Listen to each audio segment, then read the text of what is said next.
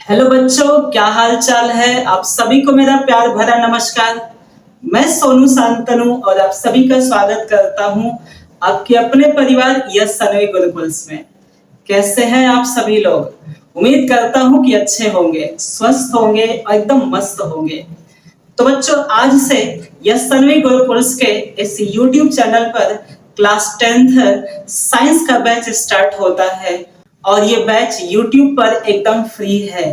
जी हाँ, जहां पर आप सभी लोग जुड़कर अपने साइंस के लेवल को बेहतर कर सकेंगे, जो आप सभी के एग्जाम्स के लिए कारगर साबित होगा।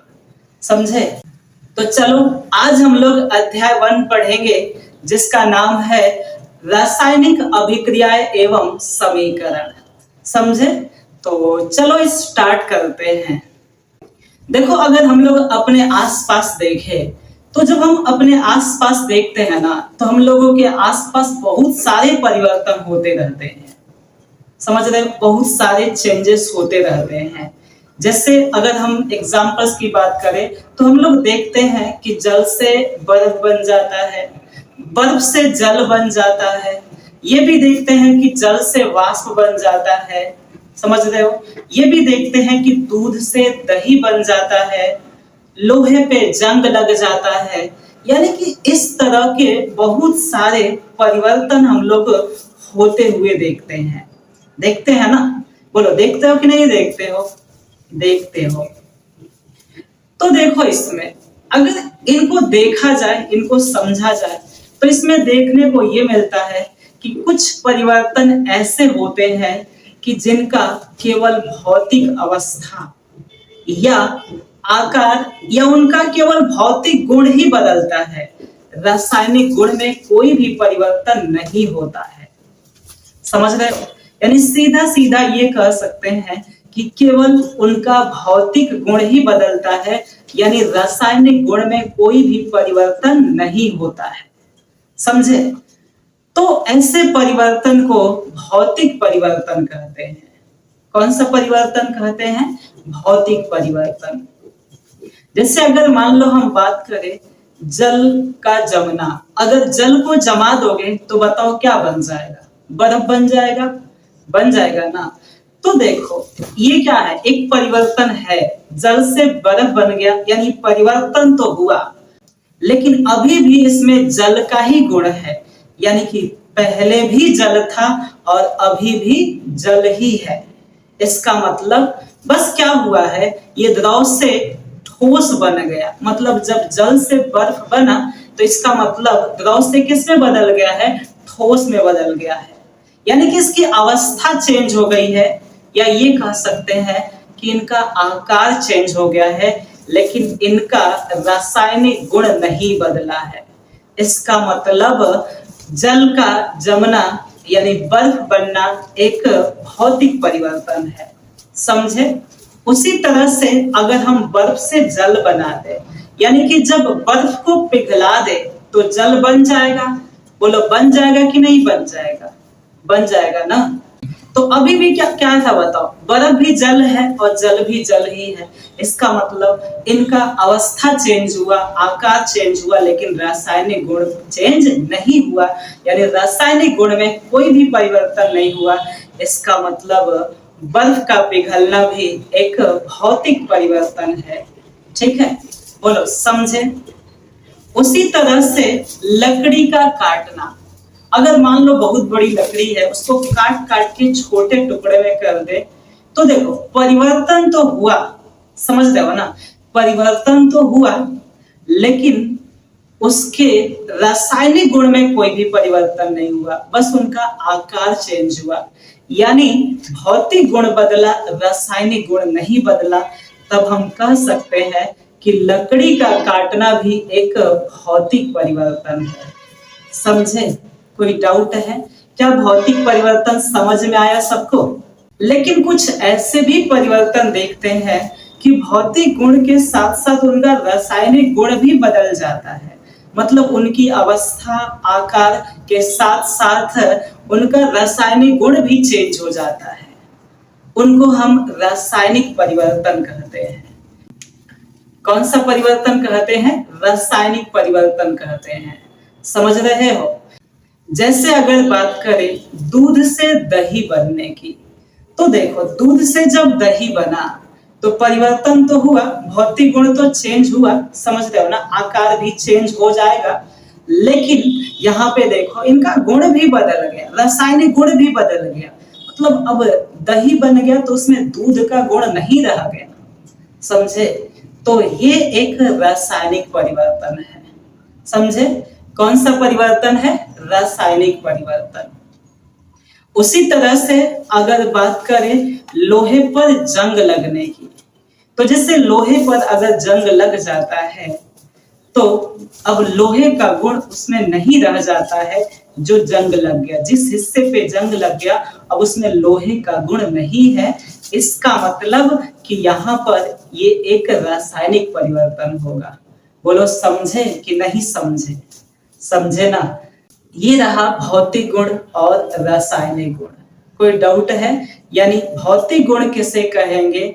जब केवल उनकी भौतिक अवस्था चेंज हो या आकार चेंज हो, या ये बोल सकते हैं भौतिक गुण चेंज हो लेकिन रासायनिक गुण चेंज ना हो। ठीक है? लेकिन रासायनिक परिवर्तन किसे कहेंगे? भौतिक गुण के साथ साथ रासायनिक गुण में भी चेंज हो जाए तो इसका मतलब वो रासायनिक परिवर्तन होगा। कोई दिक्कत?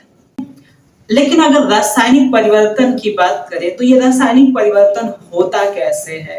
तो रासायनिक परिवर्तन जो है ना, रासायनिक अभिक्रिया से संपन्न होती है। समझ रहे हो? कैसे संपन्न होती है? रासायनिक अभिक्रिया से संपन्न होती है। यानी कि ये रासायनिक अभिक्रिया क्या होता है, चलो इसको समझते हैं। तो देखो यहाँ पे मैंने हेडिंग लिखा रासायनिक अभिक्रिया। रासायनिक अभिक्रिया क्या होता है इसको जानेंगे। देखो अगर बात करें रासायनिक अभिक्रिया की, तो रासायनिक अभिक्रिया किसे कहते हैं? यानी अगर एक ऐसी अभिक्रिया जिसमें एक पदार्थ लिया जाए या एक से अधिक पदार्थ लिया जाए और उससे कोई नया पदार्थ बन जाए तो वही रासायनिक अभिक्रिया कहलाएगा। समझ रहे हो? कौन सा अभिक्रिया कहलाएगा? रासायनिक अभिक्रिया। यानी वह अभिक्रिया जिसमें एक या एक से अधिक पदार्थ मिलकर नए पदार्थ का निर्माण करता है, रासायनिक अभिक्रिया कहलाता है। समझ रहे हो? यानी रासायनिक अभिक्रिया तभी होगा जब कोई नया पदार्थ बनेगा। ठीक है? या तो एक पदार्थ या एक से अधिक पदार्थ के मिलने से, समझ रहे हो ना, नया पदार्थ बन जाए तो रासायनिक अभिक्रिया कहलाएगा। ठीक है? तो चलो देखो यहां मैं लिख देता हूं, वह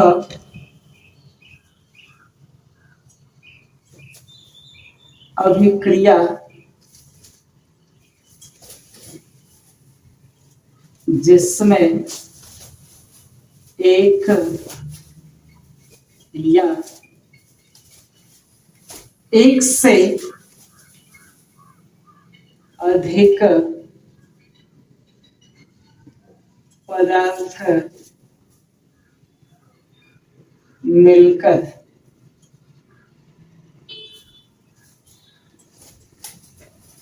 नए पदार्थ का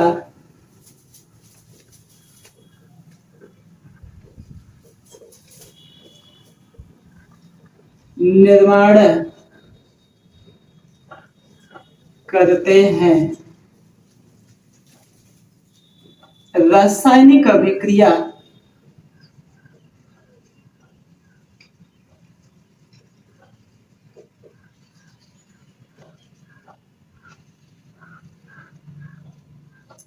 कहलाता है। ठीक है? बोलो समझ में आया? अच्छा देखो, रासायनिक अभिक्रिया का मैंने सीधा सा मतलब यही बताया कि जब कोई एक पदार्थ या एक से अधिक पदार्थ मिलकर कोई नया पदार्थ बना दे तो बस वो रासायनिक अभिक्रिया है। समझ रहे हो ना? बोलो कोई दिक्कत है? जैसे मान लो हम एक उदाहरण लेते हैं। अगर मान लो हम मैग्नीशियम धातु लेते हैं, अगर मैग्नीशियम धातु को वायु के साथ जलाए तो मैग्नीशियम ऑक्साइड बनता है। समझ रहे हो? क्या बन जाता है? मैग्नीशियम ऑक्साइड बन जाता है। यानी मैग्नीशियम और वायु आपस में क्रिया करके एक नए पदार्थ मैग्नीशियम ऑक्साइड का निर्माण करते हैं। इसका मतलब कि ये एक रासायनिक अभिक्रिया है, समझे ना। तो यहां देखो उदाहरण में लिख दे रहा हूं। उदाहरण, मैग्नीशियम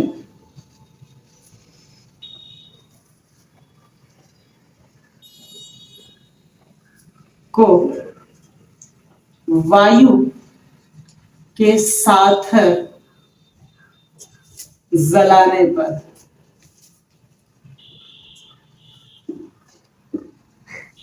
मैग्नीशियम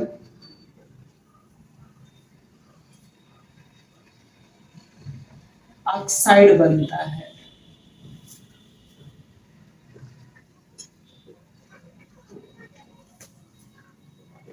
ठीक है, बोलो समझे।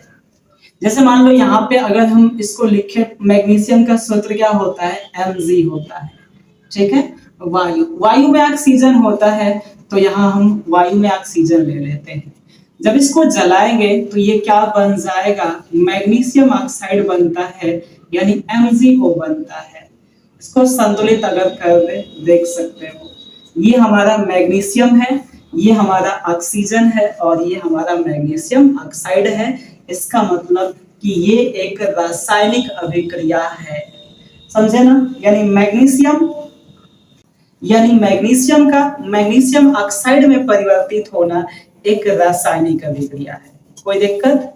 अच्छा, चलो देखो इसको क्या बोलते हैं बताओ। मैग्नीशियम लिख दे रहा हूं, मैग्नीशियम बोलते हैं। ठीक है, इसको क्या बोलते हैं बताओ, ऑक्सीजन बोलते हैं। और इसको बोलते हैं मैग्नीशियम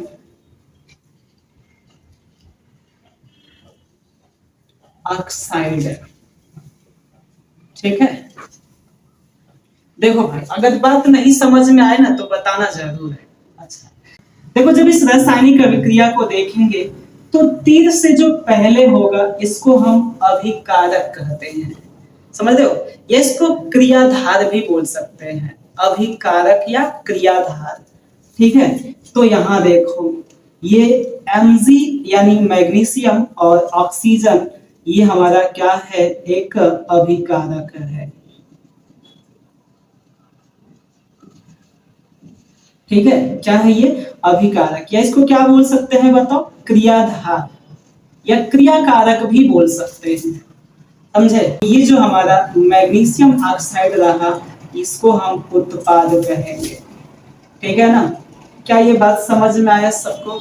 यानी तीर से पहले जो भी पदार्थ होता है वो अभिकारक है, और तीर के जो बाद जो भी पदार्थ होगा वो उत्पाद होगा। ठीक है, बोलो कोई डाउट है।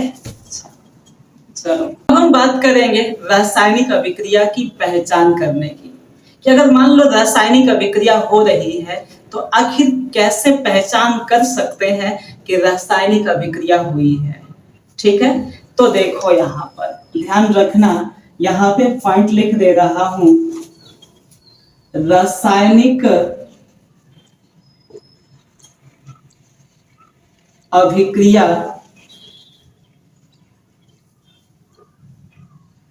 की पहचान। अगर रासायनिक अभिक्रिया के पहचान करने की बात हो, ठीक है, तो देखो पहली बात यहां ध्यान रखना है कि अगर रासायनिक अभिक्रिया होगा तो उसकी अवस्था में परिवर्तन होता है, समझ रहे हो। किसमें परिवर्तन होता है, अवस्था में। यानी कि हो सकता है कि अगर कोई पदार्थ ठोस है तो या तो वो द्रव में बदल जाए या तो गैस में बदल जाए, समझे। तो यहां देखो पहला परिवर्तन देखने को मिल सकता है अवस्था में परिवर्तन, अवस्था में परिवर्तन। अच्छा, दूसरा परिवर्तन देखने को मिल सकता है उसके रंग में परिवर्तन, समझ रहे हो। किसमें देखने को मिल सकता है, उसके रंग में परिवर्तन देखने को मिल सकता है। दूसरा जो परिवर्तन देखने को मिल सकता है, रंग में परिवर्तन। समझे? बोलो।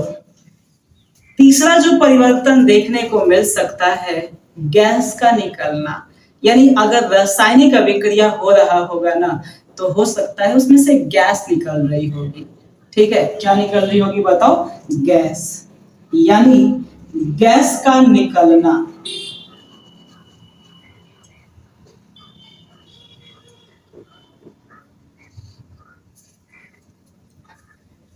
चौथा जो परिवर्तन होता है वो होता है ताप में परिवर्तन। अगर रासायनिक अभिक्रिया हो रही होगी तो कंफर्म है कि उसका तापमान में भी परिवर्तन होगा। ठीक है ना? तो यहाँ पे चौथा परिवर्तन देखने को मिल सकता है, ताप में परिवर्तन।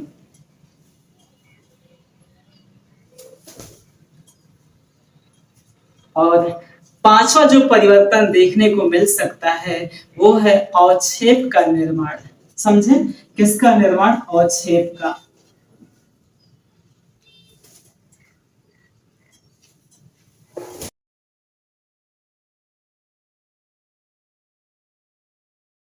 अगर अवक्षेप का निर्माण होता है तो ये भी एक क्या होगा? रासायनिक अभिक्रिया ही होगा। समझे? बोलो, कोई डाउट है? तो चलो इसको स्क्रीनशॉट कर लो।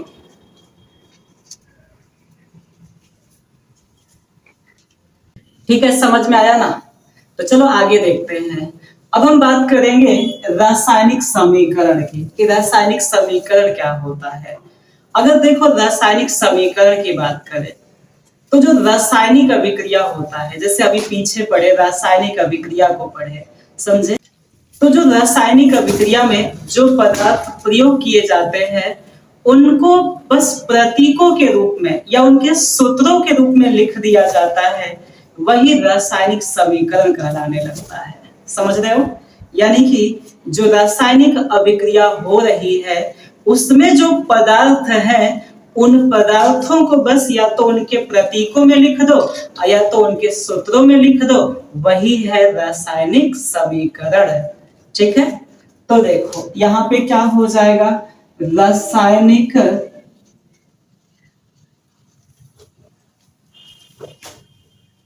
अभिक्रिया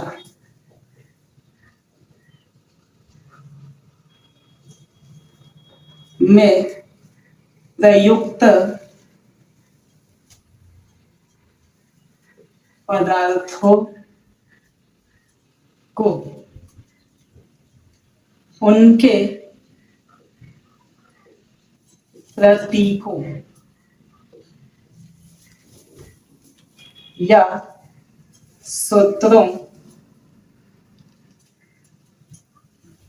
के रूप में प्रदर्शन रासायनिक समीकरण कहलाता है।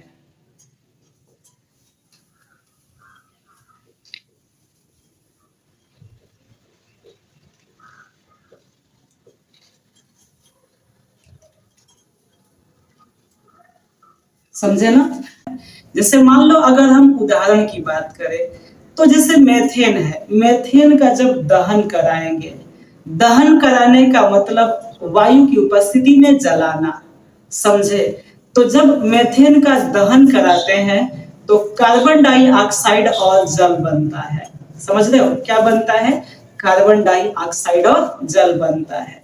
तो ये क्या है? ये एक रासायनिक अभिक्रिया है। लेकिन जब इनमें जो पदार्थ इस्तेमाल हो रहे हैं उनको प्रतीकों के रूप में लिख देंगे, वही रासायनिक समीकरण कहलाने लगेगा। जैसे उदाहरण देखो, अगर उदाहरण देखें तो क्या होगा बताओ? जैसे मेथेन, मेथेन का सूत्र क्या होता है बताओ? CH4 होता है। ठीक है, ये गैस है, ध्यान रखोगे। और किस दहन कराना है? दहन कराने का मतलब वायु की उपस्थिति में जलाना। वायु का मतलब ऑक्सीजन। ठीक है, ये भी एक गैस है। और जब इसको जलाएंगे तो क्या होगा? बनेगा कार्बन डाइऑक्साइड, मतलब CO2 बनेगा। और फिर जल बनेगा ये भी गैसीय अवस्था में ही होगा। ठीक है, तो देखो हमने बस इसको प्रतीक के रूप में लिख दिया, यानी सूत्र के रूप में लिख दिया। यही है हमारा रासायनिक समीकरण। ठीक है, बोलो कोई दिक्कत है? इसका नाम क्या है? मेथेन। इसको हम ऑक्सीजन कहेंगे क्योंकि वायु में ऑक्सीजन मौजूद होता है। यहां ये क्या है? कार्बन डाई ऑक्साइड, और ये हमारा जल।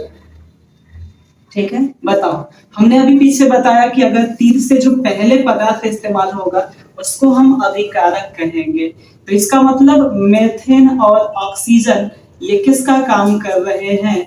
अभिकारक का काम कर रहे हैं। ठीक है ना, ये अभिकारक है। और ये जो कार्बन डाइऑक्साइड है और ये जो जल है ये किसका काम कर रहे हैं? उत्पाद का काम कर रहे हैं, यानी इसी का निर्माण हुआ है। ठीक है ना, बोलो कोई दिक्कत है क्या? नहीं है ना। अच्छा मान लो अगर कोई पूछ दे अभिकारक कहते किसे हैं, तो यहाँ ध्यान रखना, जिनसे नया पदार्थ बनता है उससे अभिकारक कहते हैं। समझ रहे हो? और जो नया पदार्थ बनता है उससे उत्पाद कहते हैं। तो बताओ किन से बना है? मेथेन और ऑक्सीजन से, मतलब ये अभिकारक है। और क्या बना है बताओ? कार्बन डाइऑक्साइड और जल बना है, तो ये उत्पाद है। कोई परेशानी नहीं ना? ये बात ध्यान रखोगे सब लोग? ठीक है, चलो आगे बढ़ते हैं। अब हम बात करेंगे रासायनिक समीकरण को लिखा कैसे जाता है, यानी रासायनिक समीकरण को लिखने की विधि जानेंगे। ठीक है, तो देखो अगला हेडिंग है रासायनिक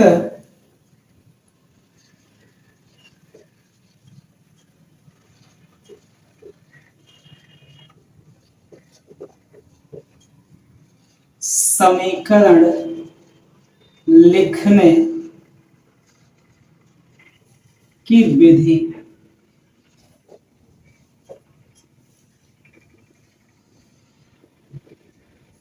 यानी यहां बात करेंगे कि रासायनिक समीकरण को लिखा कैसे जाता है। ठीक है, तो देखो रासायनिक समीकरण लिखते समय कुछ बातों का ध्यान रखना है। पहली बात ध्यान रखनी है कि रासायनिक समीकरण में जो पदार्थ प्रयोग किए जाते हैं उनको हमेशा आणविक रूप में लिखा जाता है। कौन से रूप में लिखा जाता है? आणविक रूप में। समझ रहे हो? देखो जैसे अगर बात करें हाइड्रोजन की बात करें, ऑक्सीजन की बात करें, क्लोरीन की बात करें, नाइट्रोजन की बात करें, तो देखो ये कुछ गैसें होती हैं जो द्विपरमाणविक होती हैं। यानी कि हाइड्रोजन को केवल H नहीं लिख सकते, H नहीं लिख सकते, हमेशा उसको H2 के रूप में लिखोगे। ऑक्सीजन को हमेशा O2 के रूप में लिखोगे। ठीक है, नाइट्रोजन को हमेशा N2 के रूप में लिखोगे। यानी कि जो गैसें द्विपरमाणविक होती है उनको हमेशा उसके आगे 2 लगा के लिखोगे। जैसे क्लोरीन हो गया तो Cl कभी नहीं लिखोगे, क्या लिखोगे? Cl2 लिखोगे। ठीक है, अच्छा कुछ पदार्थ ऐसे होते हैं जो एक परमाणविक भी होते हैं। जैसे धातु ले लो, जितने भी धातु हैं सब क्या होते हैं? एक परमाणविक होते हैं। यानी सोडियम को Na लिख सकते हैं, ठीक है, आयरन को Fa लिख सकते हैं, उसमें कोई दिक्कत नहीं है। लेकिन ध्यान ये रखना है कि कोई भी पदार्थ हो उसको आणविक रूप में ही लिखेंगे, परमाणु के रूप में नहीं लिख सकते। ठीक है ना, तो पहला यहाँ पे ध्यान रख, इसमें यानी रासायनिक समीकरण में पदार्थों को सदैव आणविक रूप में ही लिखते हैं।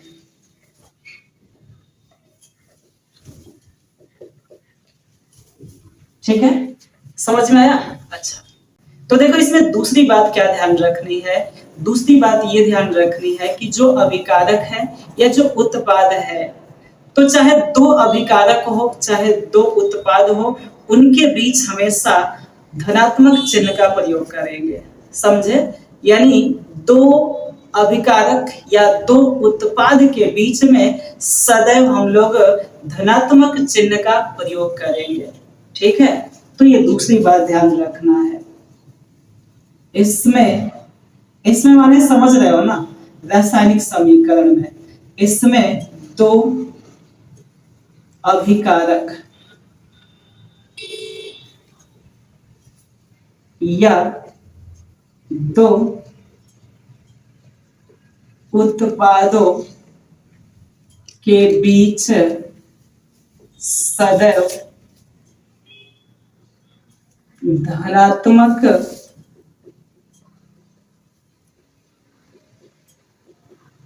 चिन्ह का प्रयोग करते हैं, प्रयोग करते हैं।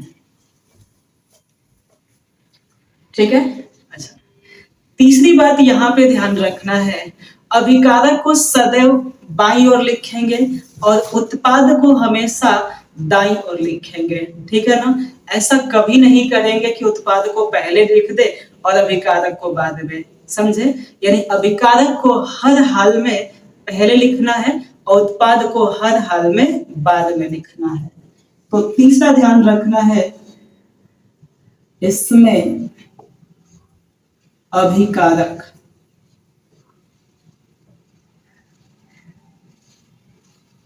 को बाईं ओर लिख सकते हैं। ठीक है ना, बाईं ओर और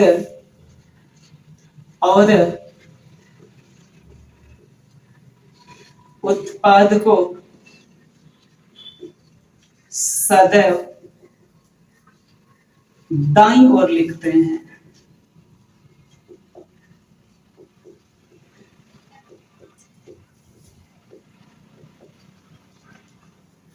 ठीक है, कोई दिक्कत है? अच्छा, चौथी बात ध्यान रखना है, अभिकारक और उत्पाद के बीच में तीर का प्रयोग करते हैं। ठीक है, यानी कि जब हम अभिकारक लिख देंगे, उत्पाद लिख देंगे, तो उनके बीच में हम एक तीर का प्रयोग करते हैं।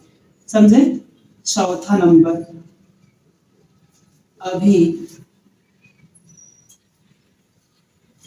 अभिकारकों और उत्पादों के बीच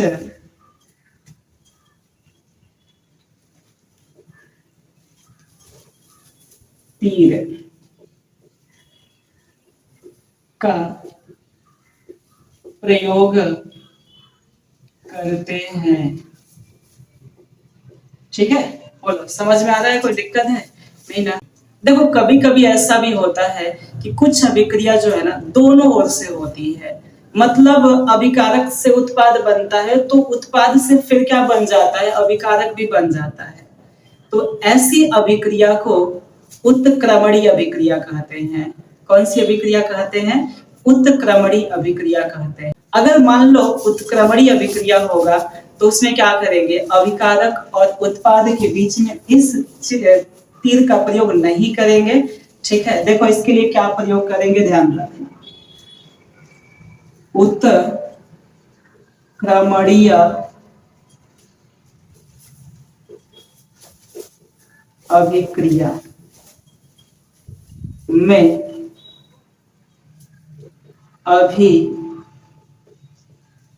अभिकारकों व उत्पादों के बीच